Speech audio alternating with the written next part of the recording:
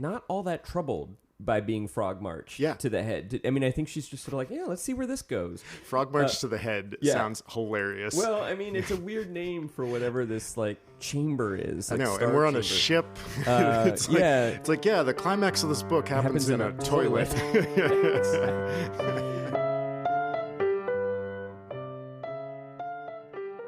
Hello. We're here in person. Zoom. It's amazing. It is our second annual in-person Upper Middlebrow recording. Will you tell the people where we are? We are in Higgins Beach, which is not really a town, a hamlet, a settlement, a upper brow place. Probably about 10 miles southeast of Portland, Maine, everybody. We are in the different Portland, or I am in the different Portland this time. And my folks come here on a annual vacation, and Jesse Dukes drove down from Brunswick today to do this taping. And we're going to go surfing afterwards because Hurricane Franklin, the remnants of Hurricane Franklin kind of swept through somewhat dramatically earlier today. Yes. And we're going to go surfing because, as our website says, we are fair to middling surfers. Indeed. And our thanks to Pat and Peter Bagg for letting us use their bedroom to tape this episode. The guest bedroom. Or not guest bedroom. No, the master. The master bedroom of a guest house, I should say. There you go. Yes. It's not their full-time bedroom. It is... I feel like that would be weird and unnecessary. I really want a part-time bedroom. Yeah. I guess rich people have part-time bedrooms. Yeah. Or, I suppose when we go on vacation, we all have part-time. Okay. So here's my opening bit. Oh, I thought we were already in it. Oh, well, that's, yeah. We are kind of in it. That was the light bit. That was the light bit. So, okay. So yesterday you sent a text to me and several friends proposing 3 p.m. as a session 0 for a D&D game. Mm-hmm. There's some chatting, and I write back, ugh, I have plans from 2 until 5. I could shift them earlier to be ready by about 4. But my impression is Ben works until the early evening. Ben is one of the other people. Evening time would definitely be better for me. Then a little time goes by and I write update. I'm going to shift my plans to the morning, so I can probably make 3:30. Then Ben writes, can I be a barbarian gnome office worker? The rage is real. Then he writes, yeah, I will be tied up till 4. Justin writes, I can do 4... Bag. Okay, this is very normal. Scheduling is usually the BBEG in these circles. 6 ? I write back. I can do 6, but it sounds like 4 works for everybody unless it doesn't work for you, Chris. Bag. Either works for me. I think evening works better for Jesse, too. Which I found perplexing. Justin writes, I can do 6. I write again. I moved my afternoon plans around so I could make either 4 or 6 work, or 5. So I'd say whatever is best for Ben and Justin. Justin writes, either work. I write, works for me. That was an accidental sort of auto reply. Then you write, Ben/Jesse, can you do 6? Ben writes, I will be fatigued after raging for 10 turns, but yes. Ben writes, funny, not funny. Somebody gives him a funny emoji. I write, I am Jesse. And yes, 4, 5, and 6 all work. I'm starting to wonder if you're not getting all of my messages, though. Justin Reich, funny. Looks like we are good for 6. Bag, are you getting Jesse's messages? Bag, I am getting messages. I will start a new thread that Marlena involved that confirms 6 p.m. includes the Zoom link. Okay, and then it continues. Yeah. Well, yes, I can see I was somewhat a little thick-headed on that one. It is very, in my defense, I would say it is very normal in D&D circles to have a lot of trouble to pin down times. And eventually you're just like, we're going with 6. Yeah. Yeah. Well, what was particularly funny was it seemed like you perhaps thought I was somebody other than Jesse, too. Like perhaps I was Ben, and at one point it seems like you maybe were getting the idea that I was Jesse, but you still weren't quite sure, and so you chose to address this mysterious person as Ben/Jesse in order to cover all the bases. You two, I mean, my favorite feature of that thread is Justin's continued, everything's fine. Everything's fun. It works great. 4 works for me. 5 works for me. 6 works for me. And my sort of once again, I cleared my plans. So actually, any of these times are now good. Amazing. Yeah. But we pulled, listener, the session happened, and it was really fun. It did, yes. And as usual, we ran over by about 50%, which is another feature of playing tabletop role-playing games these days. Well, and speaking of running over by about 50%, maybe we should dig into our episode. Let's do it. Today on Upper Middlebrow, we are talking about the second half of William Gibson's cyberpunk classic, Neuromancer, published in 1984. Last time we talked about the first half. Maybe I'll just start the chapter recap, and we can... So the last half ended on a cliffhanger. Case, the protagonist, the sort of slab of meat protagonist, and hacker / interface cowboy, I think is the technical term, had been pinched by the Turing police, who one assumes are police that are designed... who are sort of like Interpol, but with a specific, let's not let AI do what the AI in the Terminator movies did kind of mission. Named after Alan Turing, of course, and his famous test for artificial intelligences. So the Turing police are, they're trying to get information out of Case. Case is like, oh no, the jig is up. He's kind of depressed by this, but Wintermute kills them by taking over the various maintenance drones in this orbital station. It's kind of gruesome. A kind of like spider lawnmower chops one in half, and there's some other stuff like that happens. A drone crashes into two of them, takes one of their heads off because the drone has kind of helicopter blades. Right, and then pushes the other one off a bridge, I think. Yes, so Case is very maximum overdrive moment. Yeah. So Case is now free, and he makes his way back to the Garvey tug, I think, or to the two Space Rasta friends. And they decide they're going to go ahead and start the Stray Light run. Wintermute sends the message. So Molly is starting the wet work, which is infiltrating Stray Light, which is this kind of cavernous, nearly infinitely large, given that it only contains about 5 people, apparently, villa that the Tessier Ashpools live in. So she's starting to go in there and sneak around with the goal of kidnapping 3 Jane Marie France Tessier Ashpool, the youngest scion of the creepy family. And who we think has the true name of this AI that is causing some problems that is kind of eventually the MacGuffin of the whole book. She has a MacGuffin. There's sort of like 3 or 4 MacGuffins, but it's sort of like, it's like one of those plots where you have to assemble the 3 MacGuffins together, kind of like the Fifth Element or something like that. Totally.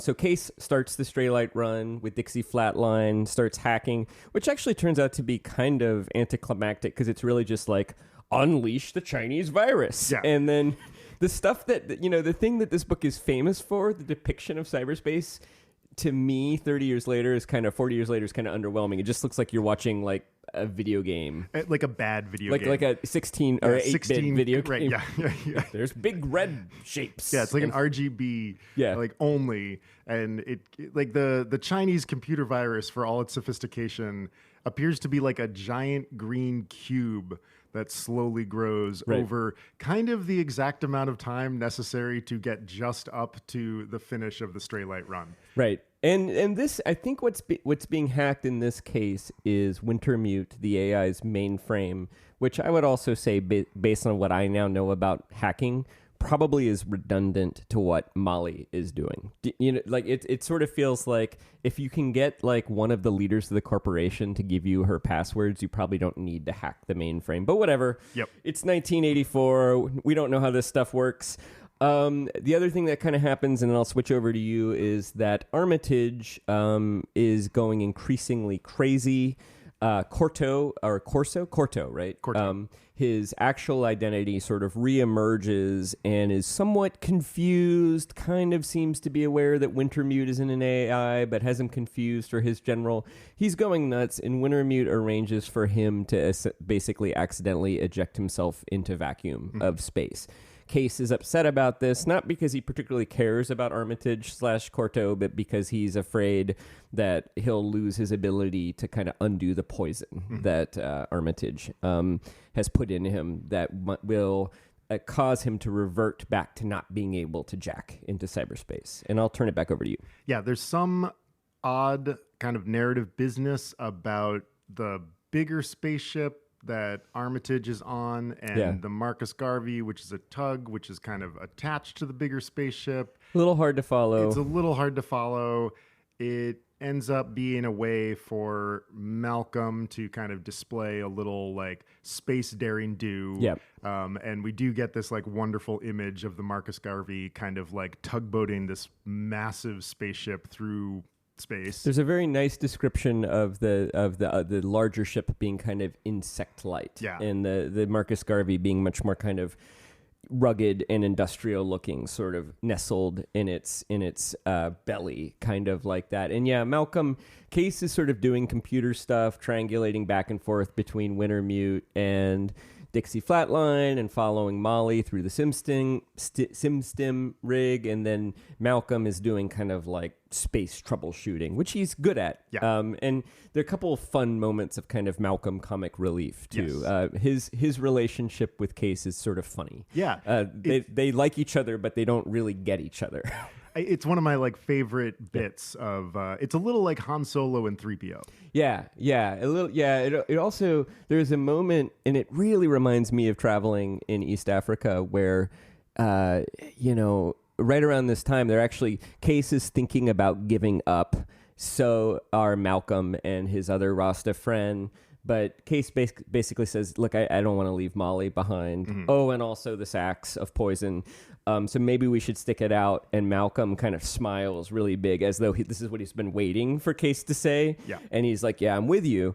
And and Case is like, I don't understand you guys. And Malcolm says, no understand you either, man, but we all have to walk on Jah Love or something like that. And it really does remind me of sort of interactions I've had cross-culturally, where it's like, I don't quite know what that conversation was, but we seem to be in agreement and we seem to like each other, so let's just keep going. Yeah. Malcolm is a version of Amos from The Expanse. Okay, he's kind of he's kind of like the muscular guy with maybe a dark backstory who at this point is like, all right, cool. If you say we're going to go kill people, we're going to kill people. Yeah. And I'm not really qualified to say whether the depictions of the Rastafarian guys are sort of culturally accurate or sensitive or not. I find them enjoyable, but it would not surprise me if somebody who was closer to that culture found them to be a little bit condescending too. I did a little digging on this point. We'll probably come back to this later. I did some digging in a attempt on my part to resuscitate my opinion of this book. And actually I found out some cool things that I think are actually pretty culturally appropriate and made me think about this book in a different way. So we might come back to that in a bit. Sounds good. But so we do a little flip-flop onto the Villa Straylight. And this is another one of the features where the technology kind of exists in service of the narrative. Like, you can imagine Gibson being like, crap, okay, so I've got this character, but he's plugged in most of the time, and he's kind of interacting with Malcolm here and there. I figured out how he talks to the Dixie Flatline. I figured out how in the world am I going to do the narration of Molly when I've established that this is a third-person limited book? Right. He's like, oh, I've got it. All right, there's something, and he does a great job of setting this up early in the book. Yeah, where there's this way for it happens in the earlier heist. Yes, yeah, and kudos, like you gotta do your legwork in heists to explain the action of what's going to happen later.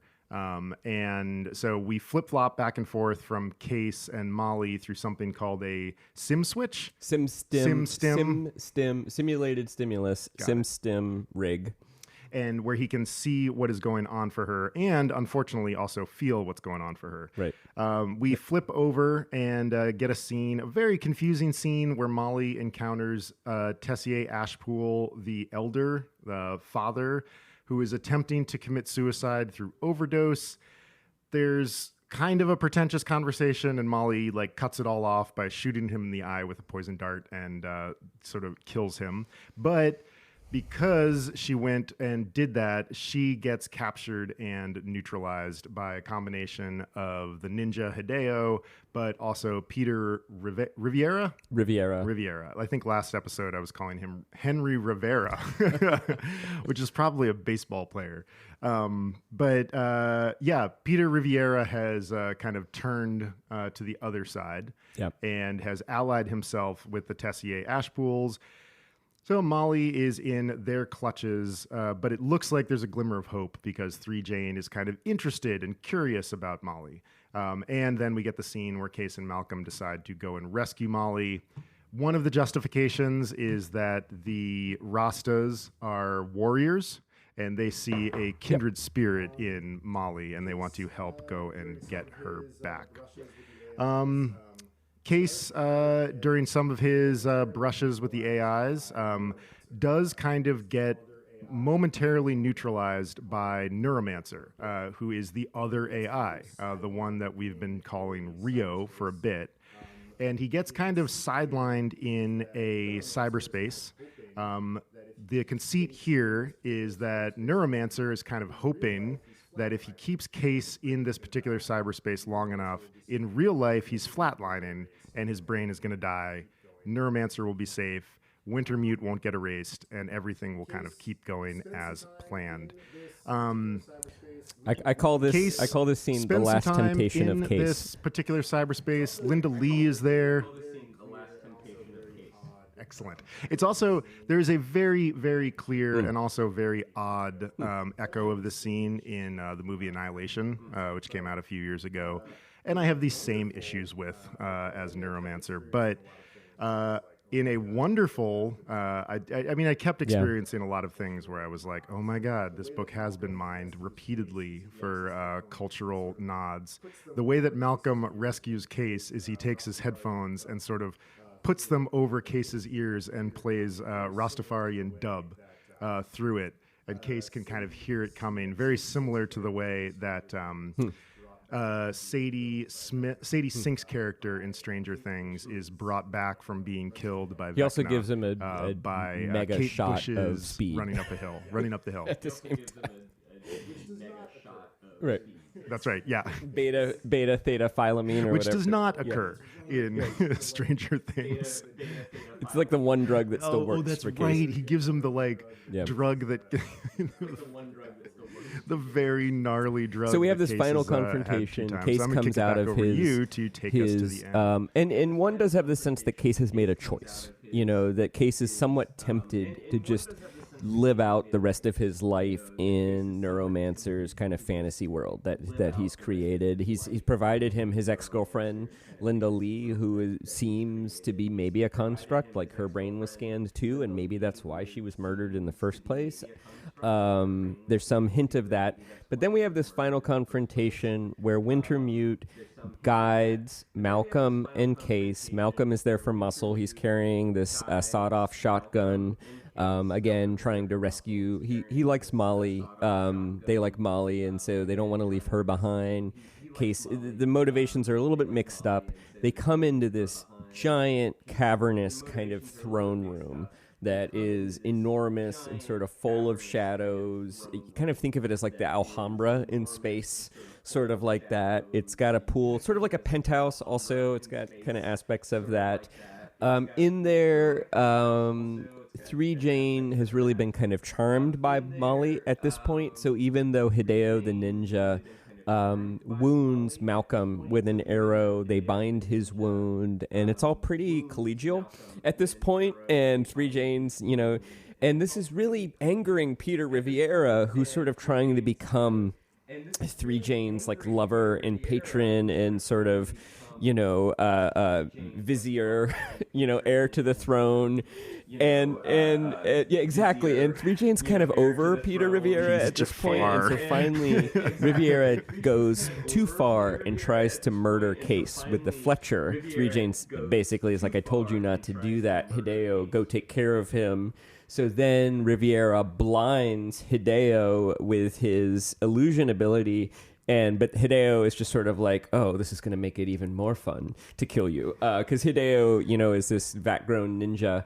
who interestingly becomes a little bit sort of admirable, I feel like, at this point. Like, or, even it's weird how kind of the antagonists and protagonists switch a little bit. So Hideo goes chasing after Peter Riviera, and once he's gone, there's nobody left to guard 3 Jane. And Malcolm's like, well, I've got a shotgun, and I'm going to blow your head off unless you take us to the thing we're looking for. And 3 Jane's kind of all sort of dopey and drugged up, and it's like, okay, sure, whatever. and they go to the room. The head. They go to the head. 3 Jane gives up the secret word. The hack is completed, and essentially Wintermute's heist is pulled off. And Wintermute and Neuromancer sort of merge. And then in a kind of expositional epilogue, Wintermute as the Finn kind of has a final conversation with Case. Case, Molly, Malcolm, basically everybody who survives is sort of paid off and is given the chance to live happily ever after. And Riviera, we assume, is dead. And we learn essentially that Wintermute has now merged with the entire internet matrix. He is the he is the Matrix. He is the Matrix, and that Neuromancer might also still exist as a kind of subconstruct of that. Neuromancer is understood to have an actual personality, whereas Wintermute can only interact through kind of other people's personalities. But then Wintermute says, I could use this power to take over the world and, do the Terminator thing, I suppose, but I'm not really interested in that. I just want to talk to the other one like me in Alpha Centauri. Aliens. And Case, I think, says, no shit. Yeah, exactly. I mean, basically, Wintermute's like, I'm incredibly powerful. I have godlike power, and therefore I'm no longer interested in the world of mortals anymore. Yeah, or this book. Take it easy, Case.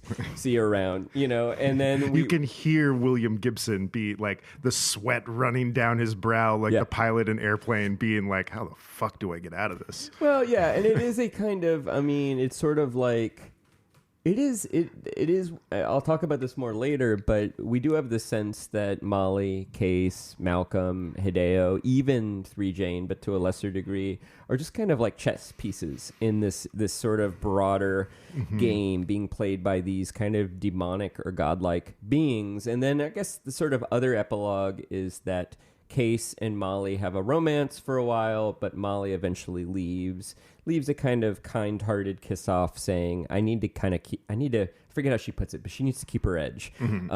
She's sort of not cut out for domestic happiness. Yeah. And so she leaves. Case apparently lives more or less happily ever after, and that's the end, right? I think so. Yeah, I love that basically his payoff for saving pretty much humanity is like enough to get him an updated cyber deck. Right. Yeah, I kind of get the sense that they could live off it for a few years, right? Like he maybe got like $500,000 base money or something like that. Chris Begg, you were a little bit let down by the first half of this book. Did it get better? Yes and no. The problems that I identified last time are still very much there for me, and I've got a reading that I think will do a microcosm of why for me. I did put a little epilogue here on my notes that, like, despite all of my reservations, I think this is a really important book. And I think you can really see the beginnings of a good but probably not great writer cracking his first novel. And I think that a lot of the issues are very much of a first novelist under like a wild deadline. You've got 1 year. I mean, it's like more of a game than anything. But my issues of the vagueness very much remain. This is a cluttered as hell second half of a novel. You never really get a clear sense of what's happening. It always kind of lingers just out of focus or as if obscured by a fog. And you spend a lot of time being like, what is this person's motivation? What do they want? How does this work? And I think it just really needed a few more editorial passes and someone to be like, Mr. Gibson, this is clearly very well rendered in your brain. You're not yet doing the job to deliver it to the reader because his language is dense and in some places quite beautiful and in some places like intensely clunky. Yeah. And all of those things serve to make it read like a very brilliant piece of writing that I might have experienced from a 21 or 22-year-old in a creative writing class in a college. I think he was 24 when really? No, 48. He was born in 1948, so he's in his 30s. Yeah. He's in his 30s, but it's still his first novel. Yeah. You know, he's about 10 years younger than we were. Yeah. Than we are right now. Yeah. So yeah, I do have a lot of issues. My research into the space Rastas did bring back a lot of like, actually, okay, I think this really does have something interesting going on here. I mean, I do think there is a coherent plot in his head and coherent themes, and my sense of it is that it's not that he doesn't know what the book is about. It's more the issue that you identified last time, his sense that he needs to have a hook every page or every 5 pages or whatever, because I think that there ends up just being too much stuff going on. So even though I think the characters do have motivations and there's interesting questions, I think that there are some subplots, some sub-themes, some moments that it's more like there's just too much. Yeah. And I think if you took... So, I mean, an example of this is Case's subplot with the toxin sacks. I don't think that actually helps the book a lot. I think it's in there to kind of create a greater sense of urgency and motivation for Case, but I actually think Case is a much more interesting character. One sense is that even without the toxin sacks, Case has to make 2 important decisions in the second half of the book. One is he has the chance to run away with Malcolm and the other Rasta when Molly's doing the straight light run around the time that Armitage goes crazy. He could just get out. And Gibson offers us 2 reasons he doesn't. And he literally says at one point, I think, he thought about Molly in Straylight all alone, and then he thought about the sacks. And it's sort of like, what if he just thought about Molly? Yeah. Totally. Like that would be interesting, because his relationship with Molly is very guarded. They are lovers, and they are friendly with each other, but they don't know each other that well. No. And both of them are very vulnerable and very protective of their true feelings. And even in the very end, Molly, she's doing the Straylight run, and through the SimStim, she's kind of telling him stuff that's very personal. Yeah. In one sense, there's a real bond there. In one sense, is that Case could have been one of these roguish characters, like say Han Solo, or Robert De Niro's character in Heat, or hundreds of others. Essentially, a thief who, his instincts are saying play it safe, but then, or Humphrey Bogart's character in High Sierra, the movie I mentioned last time, but then some sense of connection to another human tells him to take a risk that maybe he shouldn't take. That's super interesting. But then if you're just like, yeah, but he kind of had to do that because there are these poisonous sacks in him, it kind of robs us of that too. And I'm going to give a few other examples later of moments where I think there's a real narrative precision in terms of giving us just enough information to figure out what's happening. And I think there are moments like that, but the problem is you can't trust everything, because some of the moments where he's telling us things are sort of red herrings, are sort of unimportant. So even though there are moments where you're like, wow, this paragraph, he gave us so much information right here. And I have an example I'll share in a little bit. There are other paragraphs where you're like, I think this is kind of a red herring. Like the whole Armitage plot. Oh my God. Is kind of a red herring. Yeah. Armitage basically is only necessary to get the team together. Yeah. And I think it's, again, the reason you were talking about last time is just Gibson at 32 or whatever is like, how can I make this, how can I raise the take? What if Armitage is slowly going crazy? And what if he has this crazy backstory? Yeah. And what if he loses it and I write a really surreal scene where he doesn't know if he's Armitage or Corso, and Case is sort of trying to reason with him. And it's like, that was a good writing exercise. Yeah. It would have been an interesting short story. Cut it. Cut it. Get Don't it out need of there. it. Yeah.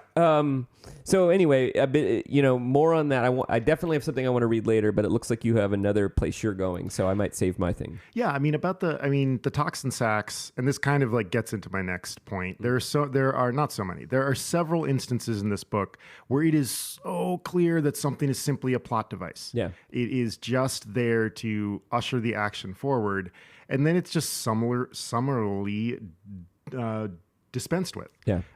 The poison sacs, we find out like somebody's like, okay, so you kind of merged with the internet, and when you did that, it just rendered the sacs useless. And they are just going to, you need a new blood change, but that's it. They're just going to melt away and not affect you. I think it was Wintermute programmed your brain to release the enzyme you needed or something. It wasn't entirely you just merged with the internet. It's a Deus Ex Machina. Right. Like we get Very a much big helping hand literally from exactly. And the other one, which is this question here about evaporating obstacles, the sacs are one. Yeah. Hideo goes off to chase down and kill Riviera. Malcolm pulls out a shotgun and frog marches Hideo's boss to the center of the Tessier Ashpool Empire. And I don't think we see Hideo again. I think that's right. And it's like, what the heck? This guy is supposed to be like a food processor of a ninja, right? And is able to do anything while he's blind. Why doesn't he at least show back up? And there's a scene of 3 Jane maybe calling him off, but there's an opportunity there. But you can see that Gibson is like, well, all right, we used him to get rid of Riviera, and he's kind of out of the picture, and it's clumsy. And I do think where Gibson is gesturing in this moment is that 3 Jane actually doesn't really care whether Wintermute wins or not, and so is kind of like as not all that troubled by being Frogmarched to the head. I mean, I think she's just sort of like, let's see where this goes. Frogmarched to the head sounds hilarious. Well, I mean, it's a weird name for whatever this like chamber is. Like I know, Star and we're on chamber. a ship. It's like, the climax of this book happens in a toilet. It is. And so I think it's a solvable problem, and I do sort of like the idea that like, I think there is the opportunity to maybe exploit one of the sub themes is Molly sort of despises Hideo because a kind of like clone or twin of Hideo killed her ex-boyfriend, who is Johnny Mnemonic from a favorite William Gibson story, and kind of like it's kind of like Case 1.0 Johnny Mnemonic. Like their personalities are very similar if you've read that story, and in fact Johnny Mnemonic was portrayed in the movie by Keanu Reeves, much in the way that I imagine Case being portrayed by Keanu Reeves, to sort of like, Wintermute, what are you doing? You killed them, you son of a bitch. You killed them. You killed the Distorings. I am an interface cowboy. There is, and even, there's some of that in The Matrix too. Like there are a couple scenes that kind of remind me of those moments. I know Kung Fu. Right. Yeah. So there is this interesting setup where Molly sort of, all to this point, we're being set up with a kind of like a final confrontation between Molly and Hideo. And I think, it's fine maybe that you have the rug pulled out from under you in that situation, because I think that like, maybe we're supposed to also kind of get a sense that like Hideo, Molly, and Malcolm as kind of like, and even Case as kind of like hired warriors all have a kind of, you have the sense that they have a kind of understanding of one another, that they're sort of like, we're all the chess pieces, aren't we? Yeah. And we work for crazy people. You almost have I just get the sense that there's kind of like mutual respect between them when Hideo's bandaging, because it's Hideo who kind of nurses Molly back to health, and it's on 3 Jane's orders, and it's Hideo who bandages Malcolm. And it is kind of interesting that you do maybe have a sense that these characters are realizing that their enemy ship is structural and not inherent, and maybe that's a theme, but that's kind of underdeveloped too. And as you say, he just walks away, he doesn't turn up, and there was more to do, and it's clumsy. It's a missed opportunity. Hideo is awesome though. He is awesome, and I love the depiction of him is so complimentary, you know. And if you think, at first we think of him when he's first introduced, you see him carrying out this murder, and you're like, oh, this feels very antagonistic, but like, he's not doing anything that Case and Molly aren't doing. Basically, just working for his employer loyally and competently, and not with any particular cruelty, as far as I can say. Like, if 3J needs him to kill somebody, he does it. But he doesn't seem to take any pleasure in that, except for when he stalks Riviera. But Riviera is such a creep. Yeah, he's such a dick. Yeah. I mean, one of the nice things about this book is like, so we get a ninja character, but it is totally stripped of our usual pretty bad and inaccurate cultural assumptions about what a ninja is or what one looks like. Hideo's just kind of a guy. Bit schlubby. Yeah, and he's never depicted as like, wears a black mask with an eye slit and two-toed boots. Like, though I do think he does actually have shoes that have two toes. But that's like the one nod to the stereotypical ninja. And other than that, like, he's drawn as, just like you said, a competent warrior who wears things and uses tools that are useful to his trade. At one point, he picks up Malcolm's sawed-off shotgun, and I mean, very much in a homage to Obi-Wan Kenobi, says something like, "This is without subtlety," which a double-barreled sawed-off shotgun is indeed without subtlety. Of course, especially when Hideo is wielding, I think like a ceremonial bow with these like very intense arrowheads. Right. Yeah. I've got a reading that's sort of a distillation of why I struggled with the book, but I've just talked a bunch. I was wondering if you want to go somewhere else. Why don't you do your reading, and then I'll do my reading. Mine kind of fits in, like, if we're going to say something complimentary about Gibson, that like he just did some good things with Hideo and Case and all of these like sort of proletariat warriors. This swerves in the other direction of places where he just misses. Why don't you do yours? Mine is more complimentary. And mine is on the theme of, like, I thought this was brilliant. I wish he did this more, and the other stuff less. Okay. So this is the passage that really put me in, oh, I'm back teaching creative writing again. This is the beginning of a chapter. She missed it by a fraction. She nearly cut it, but not quite. She went in just right, Case thought. The right attitude. It was something he could sense, something he could have seen in the posture of another cowboy leaning into a deck, fingers flying across the board. She had it, the thing, the moves, and she'd pulled it all together for her entrance, pulled it together around the pain in her leg and marched down 3Jane's stairs like she owned the place. Elbow of her gun arm at her hip, forearm up, wrist relaxed, swaying the muzzle of the Fletcher with the studied nonchalance of a Regency duelist. When do you get an actual visual, concrete image in that paragraph? The stairs, strolling down the stairs. How many sentences are we in at that point? 7 or something like that. How many its? She was it, right? Or she missed it by a fraction. She nearly cut it, but not quite. Yeah. The right attitude. It was something he could sense. Yeah. She had it, the thing, the moves, and she'd pulled it all. For God's sakes, tell us what the fuck it is. Yeah. Don't do this thing by withholding information from your reader, withholding narrative details and visual details does not make you a better storyteller. It doesn't up the stakes. It doesn't help anything. Tell us what is going on. Tell us what it is, please.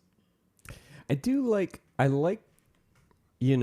agree with you. I like this moment, which is Molly's attempt to kind of pull off the wet work, and I like that it's from Case's perspective. But the only thing I like about Case is when he's admiring Molly. That's like my only. I don't find Case to be very likable, but I like he is very appreciative of her kind of cat-like grace and her balletic motions, and it's kind of the one time I find my attitude softening. So I like that Case is watching Molly try to make her play. And then I also like the way in which it goes wrong here. I kind of bought that too. So I like the scene But I think you're right. And the only reason maybe it worked for me the last time I read it is that I already kind of knew what was happening. So I've got a fix. Molly marched down 3 Jane stairs like she owned the place. Elbow of her gun arm at her hip, forearm up, wrist relaxed, swaying the muzzle of the Fletcher with the studied nonchalance of a Regency duelist. Yeah. It's a much better opening to a chapter. You know, one of the things I've been thinking about as I've been reading this book a lot is the Fellowship of the Ring. I don't know if, and I promise it's not a non sequitur. It doesn't seem like a non sequitur. I see, and because it's made me wonder why this book was so popular and it's so influential. And I think it's because, sure, there's DNA, but it also is a fully realized vision of a world that did not necessarily exist until this book out. And I think the Fellowship of the Ring does that as well. The Hobbit notwithstanding, because the Hobbit is smaller. It is more claustrophobic. It is more roguish. It is less heroic, right? So when you get to the Fellowship of the Ring, suddenly this world has like a 3,000 or 5,000 year history. And there are these epic fights. And this character we heard about in The Hobbit, not the Necromancer. I almost slipped and referred to him as the Neuromancer. The Necromancer is revealed to be another aspect of the ancient enemy. And it's this big, broad world. But if you were to give me the Fellowship of the Ring and say, we'd like you to cut 100 pages out of that, I'd be like, yeah, no problem. Yeah. Easy. Easy. Bombadil, gone. Bombadil, gone. And then there's some other stuff, too. It gets a little harder after that, but I think Bombadil gives us like 90. Probably the Barrow-wights are gone. I don't know. Maybe I'd find a way to get the Hobbit some swords. Maybe I would keep them. But the Barrow-wights, to me, are just sort of like the prequel to the Ring Wraiths. Yeah. They're just kind of like another version of the Ring Wraiths, but not as interesting. So, and like probably we would get to kind of like the way the movie did it. I think this is one of the things those movies got right, which was got us to the writers writing into the Shire and scaring the hell out of our protagonists sooner. Because that is awesome. And there is this kind of build. I mean, I even remember reading that book and they're like, we'd better get out of here soon. Sauron knows about us. He knows the ring is in the Shire. He'll be sending his minions. And then they're like, the summer went by. Months went by in the summer, and then late summer days, and the cicadas were chirping, and Bilbo had another party. And they're like, I thought you guys were in a hurry. And I think there's something similar going on here, which is that Gibson gets away with a lot of lack of narrative control because of the vision. Yeah. And because ultimately I sense the vision is coherent in his mind and it comes through. And I think another thing, because he gets away with it, he also engenders close reading. And in certain instances, the close reading does bear fruit.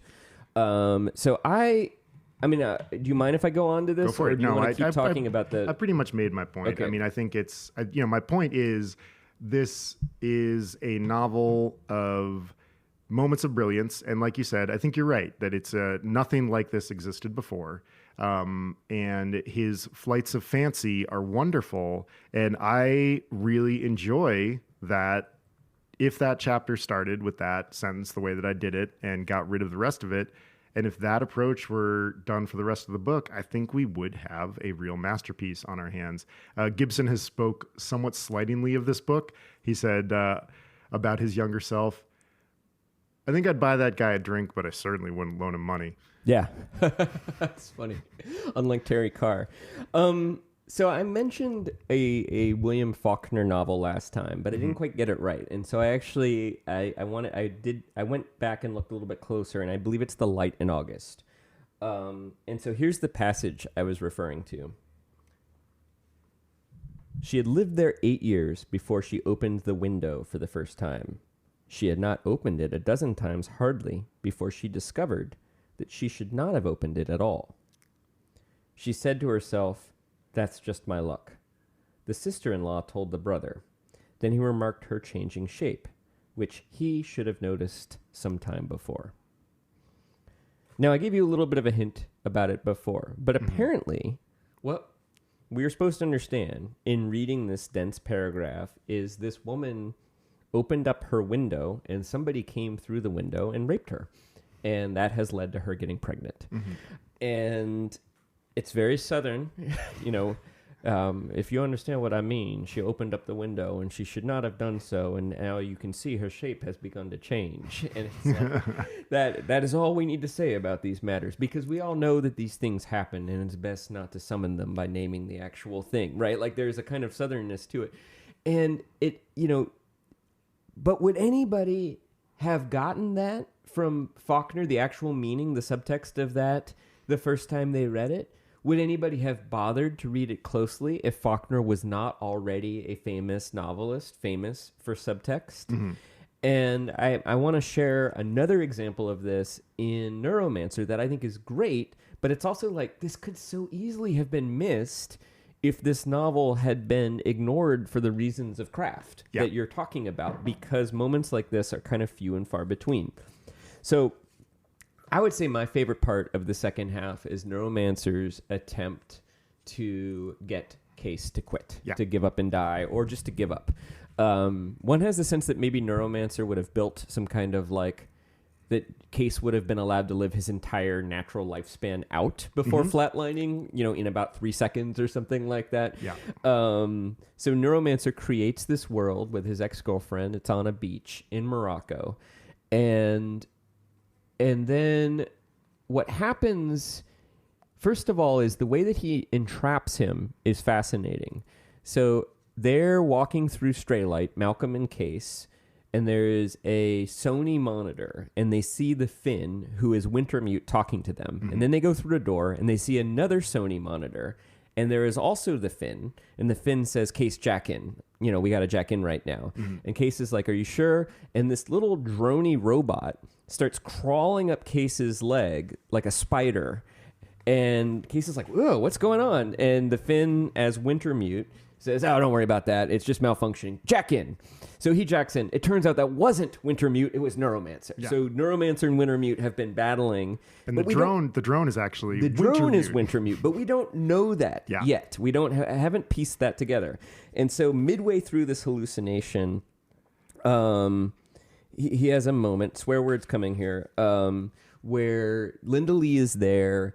Case has not submitted to this fantasy yet, and he's still sort of trying to escape. And he's talking out loud, like to the wind, but he's addressing the other AI, Neuromancer. He doesn't know the name is Neuromancer yet.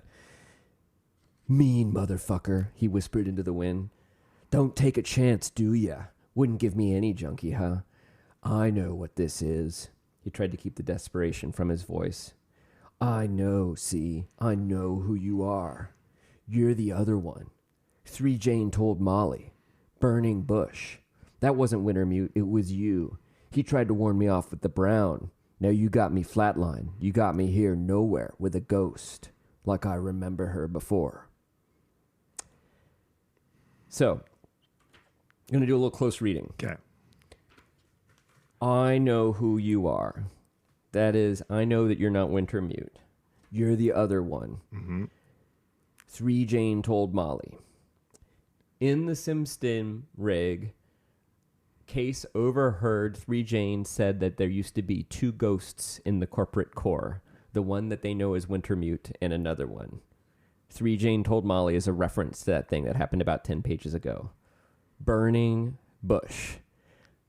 That's a reference to a moment about 100 pages ago where Wintermute, as the Finn, says, my other lobe is on to us. It's on page 179. My other lobe is on to me. One burning bush pretty much looks like another. Meaning, and that is a reference to maybe 30 pages earlier where he is explaining to Case, I have to use a personality that you already know. Mm-hmm. I don't know personality, so I have to use someone else's personality to talk to you. Mm-hmm. What would you rather? I appeared as a burning bush? Which is a joke. Which is a joke and a reference to Exodus, right? When a burning bush appears to Moses, and that's God, which also ties into the theme of this book, which is, are these computer programs, or are they gods, or are they demons? It's a nice moment. It's a very nice moment. Yeah. It's a very nice moment. And so 3 Jane told Molly, burning bush. That's all the information you get, but that should be enough if you're paying close attention to understand this is the other one. Then he says, that wasn't Wintermute, it was you. he tried to warn me off the Brown. You have to remember that the Brown is the name of the little spidery robot that crawled up his leg. So wonderful little bit of micro exposition there. And similar, I think, to the Faulkner thing I read before, where there's not a lot of information and you have to be reading very closely and paying attention to the denseness. Now, you talked about how Case came out of it. I want to read the moment he comes out of it.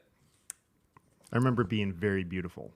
So he basically starts walking away from Linda towards the music, and then he hands her his leather jacket and says, I don't know if you're real or not, but it gets cold here. Yeah. Which is, again, a nice little human moment for Case. He thinks this is just a personality construct of his ex-girlfriend who he says he doesn't care about, but at the same time, he cares enough to leave her his fake leather jacket, you know? I think that's great. He's hearing Malcolm Zion dub. There was a gray place, an impression of fine screens shifting, moire, degrees of halftone generated by a very simple graphics program. There was a long hold on a view through chain link, gulls frozen above dark water. There were voices. There was a plane of black mirror that tilted, and he was Quicksilver, a bead of mercury, skittering down, striking the angles of an invisible maze, fragmenting, flowing together, sliding again. Case, Mon. The music. You back, Mon. The music was taken from his ears. How long? He heard himself ask, and he knew his mouth was very dry. 5 minute, maybe. Too long. I want to pull the jack. Mute say no. Screen going funny. Then Mute say put the phones on you. He opened his eyes. Malcolm's features were overlaid with bands of translucent hieroglyphs. And you medicine. Too derm. He was flat on his back on the library floor, below the monitor. The Zionite helped him sit up, but the movement threw him into the savage rush of the beta-phenethylamine, the blue derms burning against his left wrist. Overdose, he managed. Come on, Mon, the strong hands beneath his armpits lifting him like a child. I must go. Now again, close reading. 5 minute maybe. Too long. I want to pull the jack. Mute say no. Screen going funny. Then Mute say put the phones on you. At first, Neuromancer, disguised as Wintermute, is telling Malcolm, no, don't pull the jack, leave him. Then, just from this sentence, we gather Wintermute wrests control of the screen from Neuromancer, screen going funny. Then Mute say put the phones on you and the medicine. Put the headphones on him and give him the drugs, and then that'll snap him out of it. Yeah.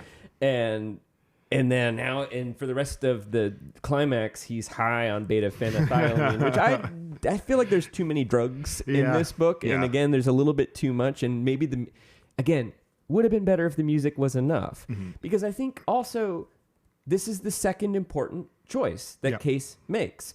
It is the same choice that Jesus makes in the last temptation of Christ, which is he's being tempted with a opportunity to live out his life according to a fantasy. Mm-hmm. He's got a beach, he's got a girlfriend, there's plenty of food, the seagulls are singing, he doesn't have to hack, he doesn't have to go.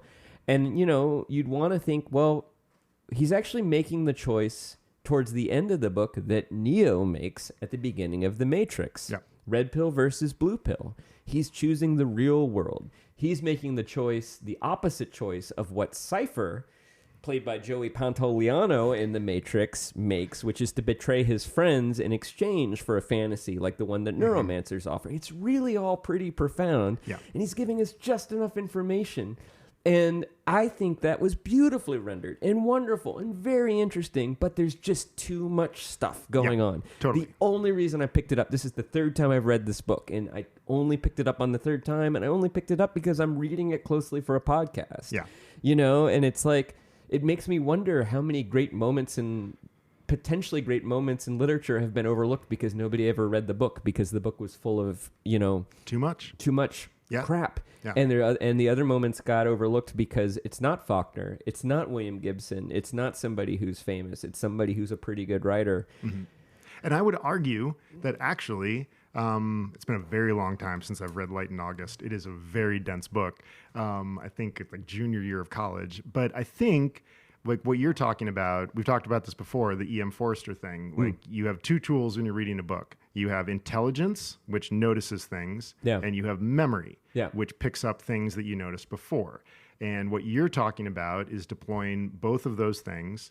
The burning bush is a very nicely placed, tasteful, Mr. Gibson, use of an illusion that sends the message of the book. An allusion to an illusion to an illusion. Right, exactly. But is in keeping with this idea of spirituality and like bigger picture stuff. Yeah. And that is a very effective passage, I think. And I don't remember if there are earlier details in Light in August that would clue you into what all of that stuff means. Yeah. Knowing a little bit about Faulkner, that like much better short storyist than novelist. Don't at me, internet. That books get away from him too. Yeah. And I think Lindsay LaJoie has a very funny little bit about Faulkner versus Hemingway that is somewhere on her Instagram. I wish I had it right now. I think that's a really good moment and is a really central aspect of the book. And I agree with you. I wish there was more of that, or maybe just less of everything else. Yeah. Yeah, it doesn't need to be more. It just needs to be less of everything else, I think. Although maybe then it would only be a novella. I don't know. Not necessarily my problem. But once again, I find myself editing this book in my head. And so do you, obviously, based on your last reading. So I've got, I think this will probably be the last thing I've got. But I was reading, there's a great op-ed just recently. This woman, Denise Mina, is publishing new... my God, I can't remember the name, the narrator of Raymond Chandler's books, the main character. Sam Spade or Philip Marlowe? Philip Marlowe, yes. One of them is Dashiell Hammett, the other one... Yes, Raymond Chandler. It's Philip Marlowe. Apparently, I don't know if this is the Chandler estate or something, she is writing new Philip Marlowe books. And she is trying to duck some of the problematic aspects of Raymond Chandler. But she talks about noir. We talked about noir last time. Yeah. That essentially the main action of noir is that the protagonist is always playing catch up. But she said this, and I thought this was really interesting. And it kind of got me into digging a little bit into the Rastafarians, because I was like, why is this here? Yeah. Why is this thing here? Yeah. The central mechanism of noir fiction is to create a justice deficit that needs to be redressed. Shock and violence disarm the readers and heighten their indignation. That way, they are not being preached at, but invited to engage. Whereas whodunits and cozy crime are puzzles solved with a drip feed of clues, noir depends on the reader's sense of fairness. There is no better form to explore social injustice and, sometimes, nudge the dial of change a little bit. Okay, the Rastafarians. Babylon in Rastafarianism tends to stand for the excesses and problems of the West. Right. Slavery, greed, capitalism, whereas Zion is the promised land. Right. And in some beliefs, that's Ethiopia. Haile Selassie is the first kind of like the head of Rastafarianism. There is a moment in Neuromancer where Case has, I don't think it's Malcolm, I think it's Errol, the other Rastafarian, jack in for a moment and look at cyberspace. Yeah. And Errol jacks in, and Case leaves him in there for a second, and then he comes out, and Case says, "What did you see?" And Errol has a very sad expression on his face, and he says, "Babylon, man." Yeah. And if you start reading this book as a Marxist/socialist text where the proletariats are the characters arrayed against the forces of capitalism, it begins to fall into place a little bit better. Yeah, yeah. And you can start seeing why this book became so popular. Because if you drop a book with this much style that has a Marxist bent in the middle of the 1980s, you have the ingredients of like a real runaway hit. And I think including the Rastafarians is this sort of amazing 20 or 30 years ahead of its time attempt from a white writer to give a black culture the play that it deserves. Yeah. And I read this little piece from Denise Mina and was like, oh my God, William Gibson is writing a cyberpunk Rastafarian Marxist treatise. This is amazing. And it turns out there's a lot of dissertations in Canada written about Neuromancer. A lot of the stuff that I went digging about this, I found in like PhD and like Canadian and American and cultural studies stuff. And it definitely like brought me back around. And I think the place that I'm landing is the place that you're landing. This is so close to being a great book. There are moments where it's really well written. There's moments when it's just a clunk fest, but I really think the ideas are pretty amazing. I think Gibson feels the same way about it these days. Yeah, no, I think that's right. And I should say, I said that I thought maybe his depictions of the space Rastafarians were a little bit condescending, and that is in the particular. I think in the broad sense, he is clearly using them in contrast and as foils to the Tessier Ashpool clan and to Wintermute. And there's the reference that you gave to cyberspace. Malcolm at one point later, when they're talking about leaving, maybe it's Errol, maybe it's Malcolm, basically says, this battle between the Tessier Ashpools, Wintermute, and Neuromancer, this is just a Babylon conflict. It's not our fight. Let's get out of here. Yeah. And then Case basically says, though, we don't want to leave Molly behind. And then they are like, yeah, Step and Razor, we got to go get her too. And I think that's the only real motivation for Malcolm going into Straylight is it's kind of like class solidarity. He recognizes her as kind of like a fellow, like, warrior for hire and likes her and just doesn't want to leave her behind in this, like, pit of wasps, and I think that's what's going on. I think the problem is it's a little bit too confusing with Case. I think Gibson gives Case too many potential. It's like he doesn't have one overarching sense of what Case's motivation would be, so he gives him like three-quarter developed character arcs as opposed to one. Well, that's the same for everybody. Yeah. Nobody has a well-develed motive in this book. Well, but I kind of feel like the Rastas in the sense that, but they're sort of one-dimensional. And so I do feel like there's something kind of exoticizing. There's a lot of moments where Case is looking at Malcolm and like looking at his naked back and his dreadlocks, and also his description of Neuromancer as the Brazilian boy with his bright red gums. There is a kind of exotization of non-whiteness, kind of noble savage quality to both of those things that, again, I don't think it's something that William Gibson is doing on purpose. I think but I imagine that if I were Jamaican, I might find that a little bit insulting. Totally. It works. I'm fine with it personally. Yeah. I'm aware. I'm like, that sort of seems like it's condescending. But I don't know. Maybe somebody who's Rastafarian would read this and be like, yeah, it's great. He nailed. That's exactly how our people would behave in this situation. I don't know, but I agree. I agree that, I think it is a great book with flaws. Yeah. And maybe your definition of a great book is, I think we're on the other side of a narrow wall. Right. I think this is a very good book with enough flaws that disqualify it from becoming a great book. And I think you're saying it's a great book with some flaws, but it's still a great book. Well, in the same way that I think that The Fellowship of the Ring is a great book. Right. I could cut 100 pages from it. There's parts I don't like, but it and I think there's greatness of craft and there's greatness of innovation. Mm-hmm. And this book has the greatness of innovation. Oh, for sure. And it also has the spine of a philosophical treatise and story to it. It's just that our writer is kind of moving the lens around too much and giving us a little bit too much. It's like he's got the spine of the animal he's trying to create and then just giving it like too many arms and legs and fangs and things like that. It's got a little bit of a 2 a.m. like sophomoric, somewhat stoned philosophy to it.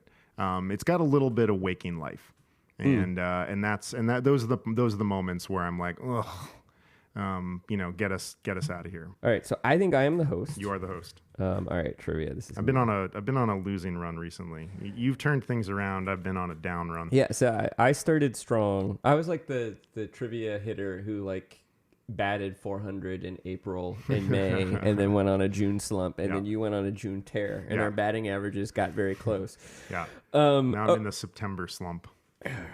Well, I don't know. The baseball season is weird, though, because hopefully Upper Middlebrow lasts forever. Well, baseball lasts forever. Yes, you're right. You're right.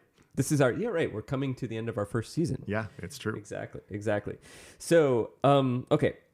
One of the things I noticed as I was, this book has been described as prescient, but it actually is not super prescient in terms of the way that people use the internet. And we don't really have cyberspace in the sense that he imagined it.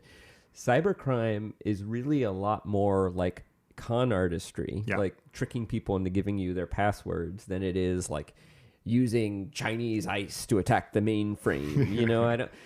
I don't actually think it ends up being that prescient in that respect. But man, the Tessier ash pools remind me of some billionaire families. Yes. And one of the families they remind me of is the Musk family. Oh my God. So which of these, I'm going to give you 4 nodes of resemblances between the Musk family and the Tessier ash pool, and one of them is fictitious. Okay. So one of these is not true. Okay. A member of the Musk family has overseen the creation of a powerful artificial intelligence mainframe. B, the Musk family has successfully used the ambiguities around laws governing orbital objects to avoid regulation. C, the Musk family is heavily invested in cryogenics as a way of preserving life after natural lifespans. And D, a member of the Musk family has had sexual relations with another member of the family from a younger generation. Okay, D has definitely happened. I believe that Mr. Per Musk, I've referred to in our notes the head ash pool as Per Ashpool. I believe Per Musk has a real thing against AIs, so I'm going to go with A. That may be true, but Elon has heavily invested in a AI to rival ChatGPT. God, who am I thinking of that really thinks... Errol Musk might have a thing against them. Interesting. So the correct answer is C. As far as I know, as far as I could tell, the Musk family has not heavily invested in cryogenics. That was the one that I also seemed to think was like, that doesn't seem... But I was like, I thought Musk was really... that Elon Musk was really like... No, AIs are going to kill us all, but maybe I'm thinking of another Silicon Valley tycoon. Yeah, I think that kind of rings a bell. Yeah, too, and I'm not sure. Yeah. I'm not sure which one. Oh God, another swing and a miss. Okay, well, let's see if you can keep your hit streak going. All right. Okay, so Gibson wrote Neuromancer on a typewriter since in the period that he was writing it, like 82, 83. Only the Apple II, not even the IIe, existed, and it was pretty darn expensive. He had never even seen a computer.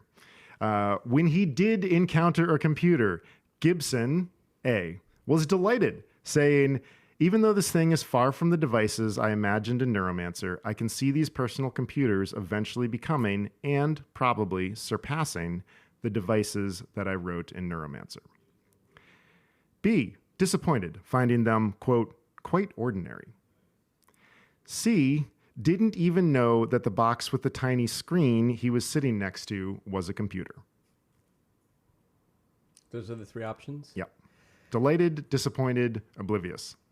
Years ago, I would say in the 90s, I watched a video documentary where William Gibson was interviewed about this, and I remember him being disappointed, and specifically disappointed at the loud, clunky sound the hard drive made when it loaded up. So, well, I still think that C is plausible. I do remember him expressing disappointment because he thought that computers would be these sort of sleek, silent, demons lurking in the corner of the room, and they turned out to be these kind of mid-century industrial loud sounding boxes. Yeah, they're the garbage droid in the Jawa's sand crawler. Exactly. Yeah, you got it. Disappointed, finding them quite ordinary. I even enjoyed writing a Gibson-esque desperate sentence for the first one. Yeah. But nice work. You continue the hit streak. I continue to miss the ball. Just got to go out there and give 110% every day and hope for the best. Just try to keep a positive attitude, keep swinging. Sometimes the bat's singing, sometimes it's not. But I just try to go out there every day and do the best I can. I mean, especially if there's Dippin' Dots involved. I mean, I thought that I got to get out there. I got to win some, we win again. That's another day of Dippin' Dots. That's another per diem. Chris Bagg offered me some Dippin' Dots to blow this quiz, and I was tempted. But I decided that Dippin' Dots actually I can afford on my budget. Yeah. JPD, will you read this book again? Wow. I didn't actually think about that before. I probably will. I seem to read it about once a decade, and I always find something new when I do that, and it's very, very dense. So probably in another decade, it reads pretty quickly at this, especially now that I know what it's about. I think so. I think so at this point.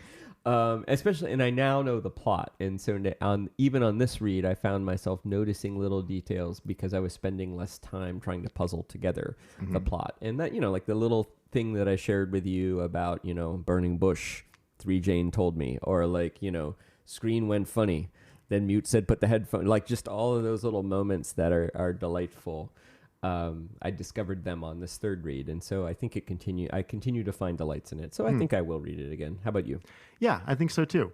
I'm not crazy about it, but I would like to continue to try to firm up my sense of just what the fuck happened, and to maybe lurch towards a more greater understanding of the big rhetorical idea. Yeah, because I don't think. I think he gestures at a lot of big rhetorical ideas. I don't think he quite manages to corral them into a effective piece of ice breaking. But I continue to be intrigued by it. It did pull my attention along in the same way it did when I was in the back of the car in Yellowstone National Park when I was 17.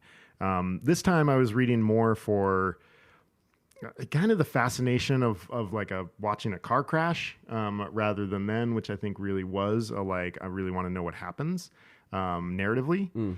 But I will give this another crack. I think it seems like you're a really big Gibson fan. You've read a lot of him, you've said. Yeah. And I'd like to read a few more books, and I'm interested. There's a trilogy. The Sprawl trilogy, and then I don't know. I always whenever a new one came out, I would always read it, and I finally read pretty quickly, even though I don't always understand. I do think, there might be. It's interesting that maybe if he had developed as a writer a few more years before getting his first book deal, maybe he would have developed some better habits, because I do think that for years you often had this kind of hapless protagonist plot where they're these sort of powerful agents.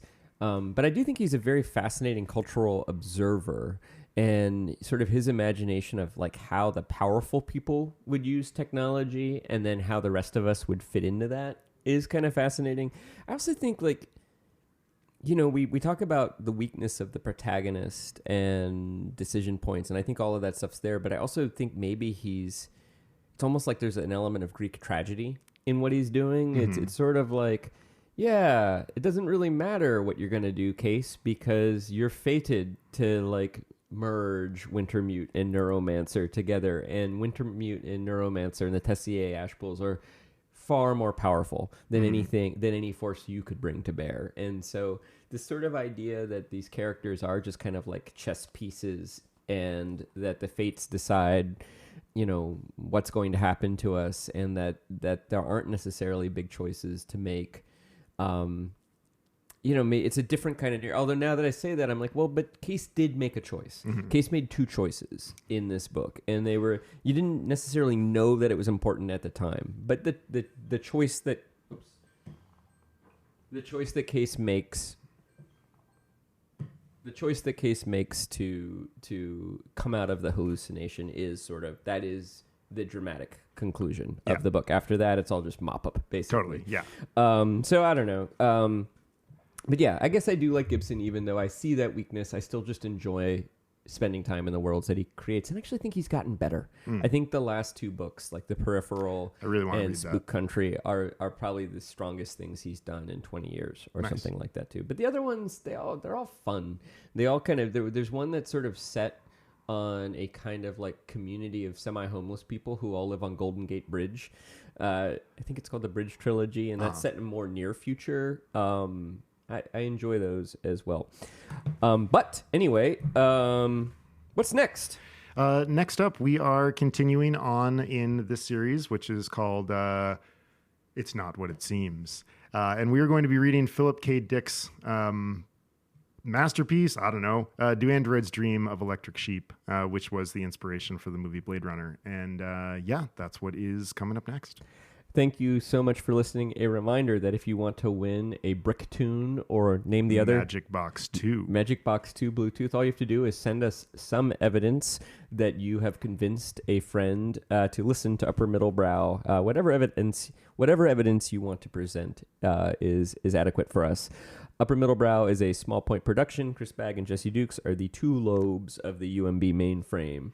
Music by Ben Pajak and Jesse Dukes. Additional music composed by Pef King and performed by the Broken Spokes. Design and website by Chris Bagg. You can learn more about us at uppermiddlebrow.com. And as a reminder, everybody, Jesse and I are both writers and editors and can help you with your writing, podcasting, or editing projects. You can see some of our portfolios and learn more at our respective websites, chrisbagg.com and jessedukes.com. Check it out and get in touch if you want to talk about how we can help you with your projects, big or small. All right, let's go surfing.